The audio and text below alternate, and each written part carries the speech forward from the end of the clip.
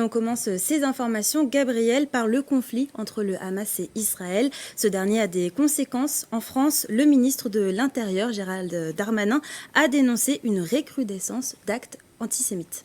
Oui, et parmi les personnes visées, Yaël Braun-Pivet, la députée des Yvelines et présidente de l'Assemblée nationale, a reçu des menaces de mort à son domicile. Elle a d'ailleurs été placée sous protection judiciaire à la suite d'un incident qui s'est déroulé il y a 3 jours à l'Assemblée nationale.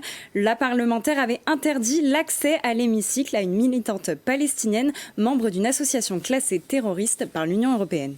Toujours sur le conflit entre le Hamas et Israël, un rassemblement a été organisé hier à Versailles. Environ 200 personnes se sont mobilisées devant l'hôtel de ville de Versailles, principalement issues de la communauté juive. Un rassemblement qui avait pour but de rendre hommage aux victimes de l'attaque du Hamas en Israël.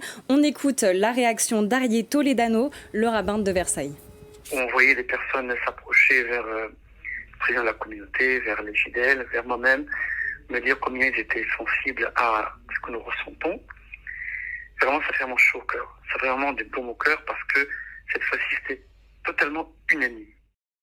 Et on poursuit ces informations, Gabriel, avec le verdict du procès de l'attentat à Magnanville qui est tombé. Il est tombé hier en fin d'après-midi. La Cour d'assises spéciale de Paris a condamné Mohamed Lamine Aberrousse à la réclusion criminelle à perpétuité, assortie d'une peine de sûreté de 22 ans. Il est reconnu coupable de complicité pour le double assassinat de Jessica Schneider et Jean-Baptiste Salvin, un couple de policiers tués à leur domicile de Magnanville le 13 juin 2016. Mohamed Lamine Aberrousse était le seul accusé dans ce procès, le terroriste ayant été abattu par le raid le jour de l'attentat. Les avocats de la défense vont faire appel de cette condamnation. Et on termine avec un mot de rugby qui concerne le prochain adversaire de l'équipe de France à la Coupe du Monde. Oui, l'Afrique du Sud s'est entraînée aujourd'hui devant la presse au centre d'entraînement de Croissy-sur-Seine. La ville yvelinoise est le camp de base des champions du monde en titre jusqu'à leur quart de finale. Les Springboks affronteront les Bleus ce dimanche à 21h au Stade de France. Bien, merci beaucoup Gabriel Gontier pour toutes ces informations.